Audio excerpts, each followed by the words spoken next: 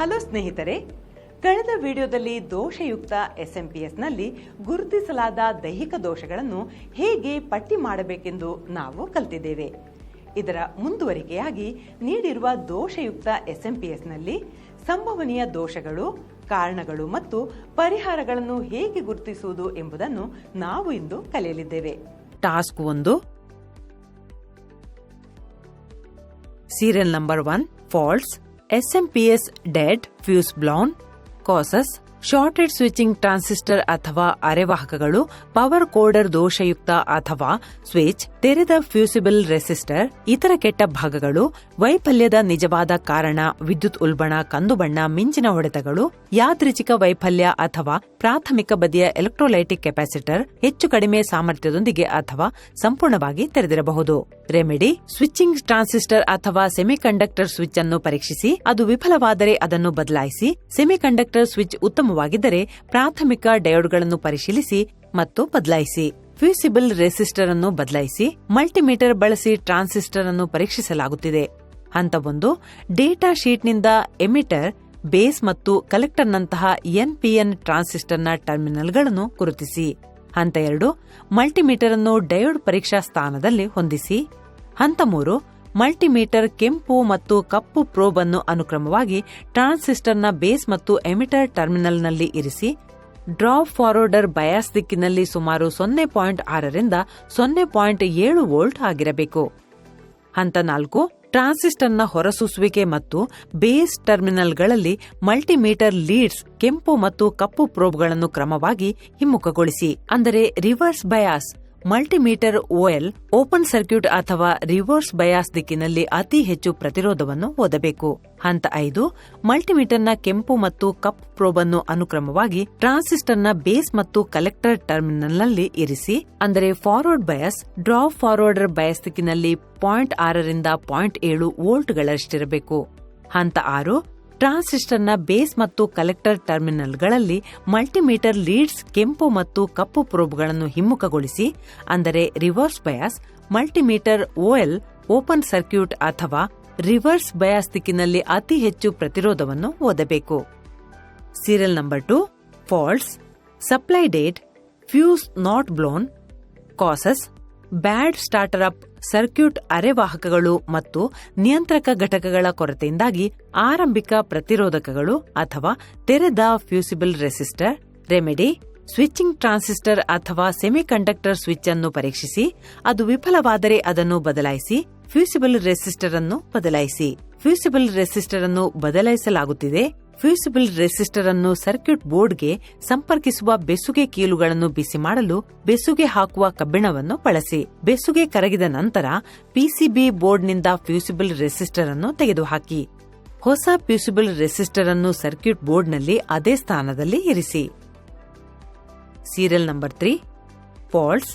ಪೂರೈಕೆ ಹೆಚ್ಚಾಗಿ ಡೆಡ್ ಆಗಿದೆ ಅಥವಾ ಜೀವಂತವಾಗಲು ಬಹಳ ಸಮಯ ತೆಗೆದುಕೊಳ್ಳುತ್ತದೆ. ಕಾಸಸ್: ಕೆಟ್ಟ ಎಲೆಕ್ಟ್ರೋಲೈಟಿಕ್ ಕೆಪಾಸಿಟರ್ಗಳು, ಉಬ್ಬುವ ಮೇಲ್ಭಾಗಗಳು ಅಥವಾ ಸೋರಿಕೆಯಾಗಿರುವ ಕೆಪಾಸಿಟರ್ಗಳನ್ನು ದೃಷ್ಟಿಗೋಚರವಾಗಿ ಪರೀಕ್ಷಿಸಿ.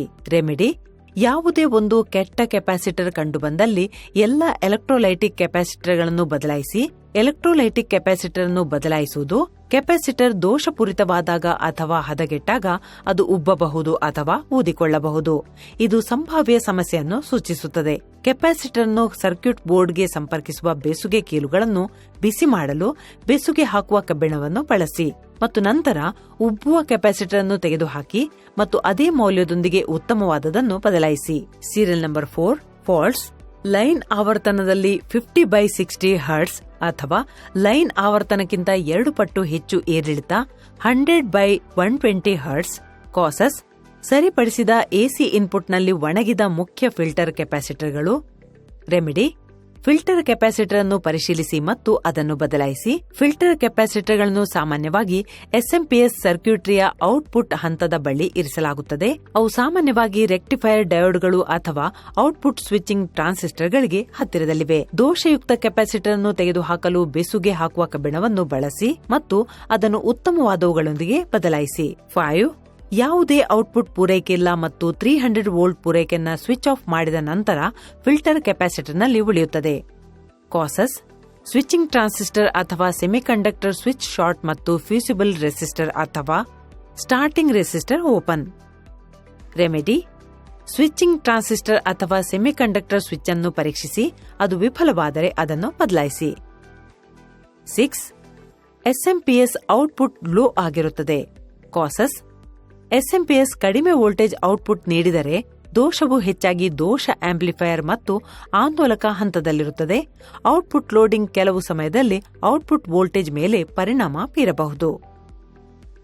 ರೆಮಿಡಿ: ವೋಲ್ಟೇಜ್ಗಳನ್ನು ಅಳೆಯಿರಿ ಮತ್ತು ಸರ್ಕ್ಯೂಟ್ ರೇಖಾಚಿತ್ರವನ್ನ ನೀಡಿದ ಸಾಮಾನ್ಯ ವೋಲ್ಟೇಜ್ನೊಂದಿಗೆ ಹೋಲಿಸಿ.